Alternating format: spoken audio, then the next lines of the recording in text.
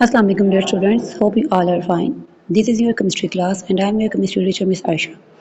आज आप लोग की ऑनलाइन क्लास नंबर 2 है।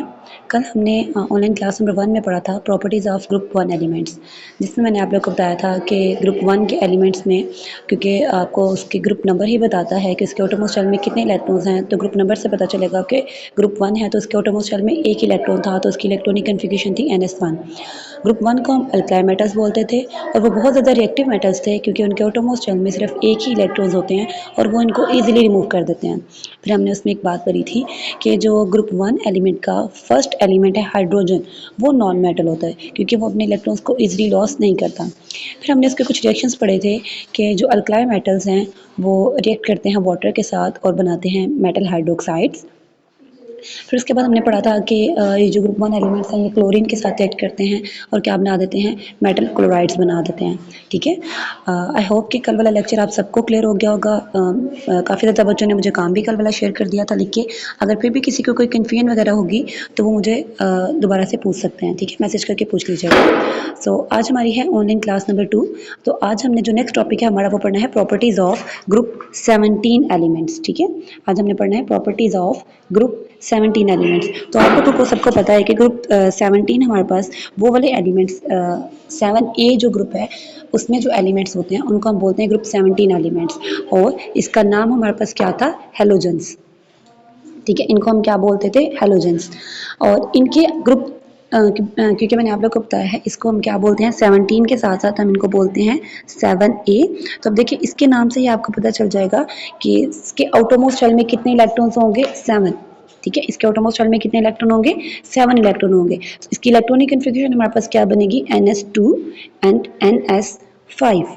ठीक है, सेकेंड इसको हम क्या बोलते हैं, इनको हम बोलते हैं हेलोजेंस। उसके बाद थर्ड प्रॉपर्टी इसकी है बेटा, they are electronegative non metals. ये हमारे पास क्या होते हैं, नॉन मेटल्स होते हैं क्योंकि इनके आउटरमोस्ट शेल में 7 इलेक्ट्रॉन्स होते हैं और सिर्फ इनको स्टेबल होने के लिए एक इलेक्ट्रॉन की ज़रूरत होती है। तो ये अपने जो एक इलेक्ट्रॉन है उसको क्या करते हैं, एक्सेप्ट करते हैं। और आप लोगों को पता है कि वो वाले तमाम एलिमेंट्स जो इलेक्ट्रॉन को एक्सेप्ट करते हैं और एनाइन बनाते हैं वो नॉन मेटल्स होते हैं।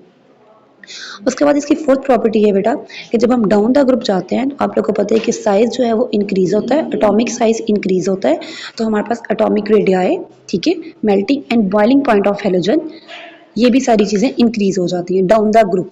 ठीक है, फिफ्थ प्रॉपर्टी इसकी ये है कि ये डायटोमिक मॉलिक्यूल के तौर पे एग्जिस्ट करते हैं और ये वेरी रिएक्टिव नॉन मेटल्स होते हैं। यहाँ तक क्लियर हो गया। ठीक है, अभी तक हमने इसकी क्या प्रॉपर्टीज पढ़ी थी, हमने इसकी प्रॉपर्टीज पढ़ी हैं कि इसके आउटरमोस्ट शेल में 7 इलेक्ट्रॉन्स होते हैं, इसकी इलेक्ट्रॉनिक कन्फिग्रेशन है NS2 NS5, इनको हम हेलोजेंस बोलते हैं।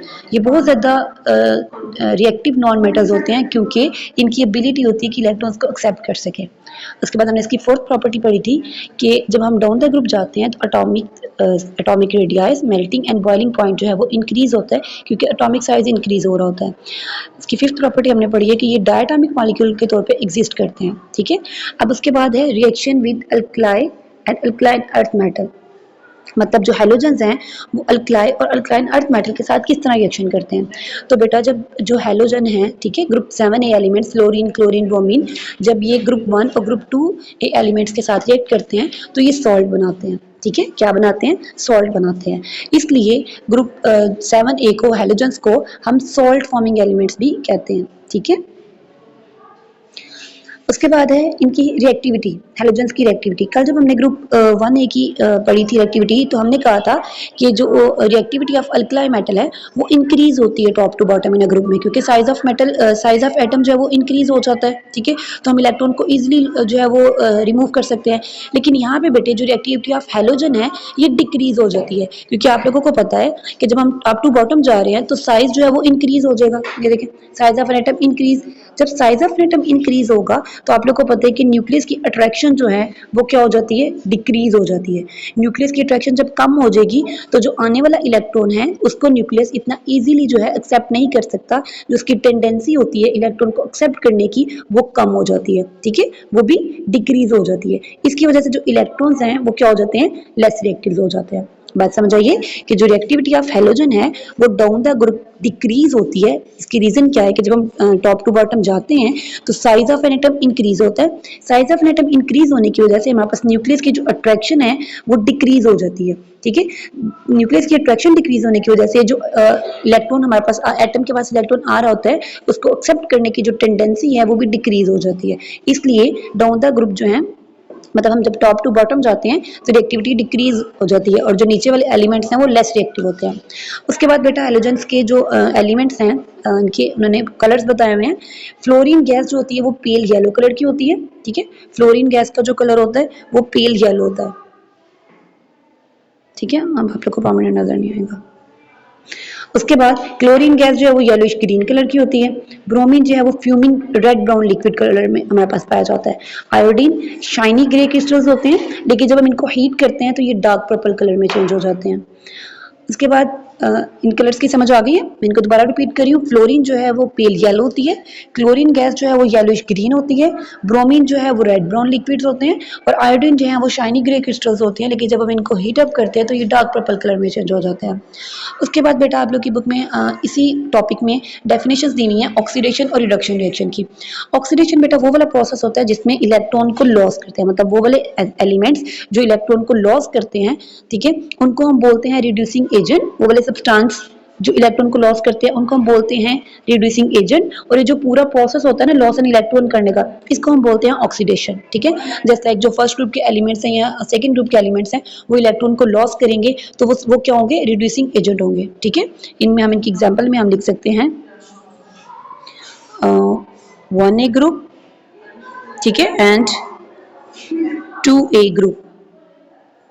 ठीक है, जस्ट लाइक अब मैंने 1A ग्रुप की एग्जांपल ली थी सोडियम। ठीक है, सोडियम जो है वो इलेक्ट्रॉन को लॉस करता है इजीली, तो ये हमारे पास Na+ बन जाता है। अगर इस तरह मैं कैल्शियम की एग्जांपल लूँ तो आप लोगों को पता है कि कैल्शियम सेकंड ग्रुप में पाया जाता है। ठीक है, तो ये यहाँ से लॉस करेगा और क्या बनेगा, Ca+2। ठीक है, मतलब इसने कितने इलेक्ट्रॉन्स को लॉस किए, 2 इलेक्ट्रॉन को लॉस कर दिया। उसके बाद नेक्स्ट हमारे पास आ जाता है रिडक्शन। बेटा वो वाले सब्सटेंसेस जो इलेक्ट्रॉन को एक्सेप्ट करते हैं ना वो ऑक्सीडाइजिंग एजेंट होते हैं। ठीक है, और ये जो एक्सेप्ट करने का प्रोसेस होता है ना इसको हम बोलते हैं रिडक्शन। जस्ट लाइक ये जो अभी हम हैलोजेंस के बारे में ग्रुप 17 एलिमेंट्स के बारे में पढ़े हैं, ये वाले तमाम सब्सटेंसेस जो हैं ये ऑक्सीडाइजिंग एजेंट हैं क्योंकि ये इलेक्ट्रॉन्स को एक्सेप्ट करते हैं। अब देखिए मैंने आप लोगों को बात बताई थी स्टार्टिंग में इसकी प्रॉपर्टीज में कि जो हैलोजेंस हैं ये as a diatomic molecule exist करते हैं। ठीक है, डायटोमिक मॉलिक्यूल के तौर पे एग्जिस्ट करते हैं। अब देखिए जब मैंने इसका रिएक्शन भी करवाया तो मैंने क्या लिखा है, Cl2, मतलब क्लोरीन जो है वो 2 इलेक्ट्रॉन को एक्सेप्ट करेगा।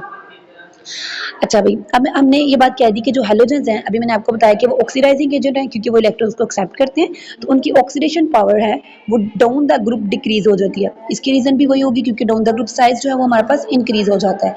तो Cl2 की सबसे ज़्यादा रिएक्टिविटी होती है, ऑक्सीडाइजिंग एजेंट होती है, फिर Br2, ब्रोमीन और फिर आयोडीन की।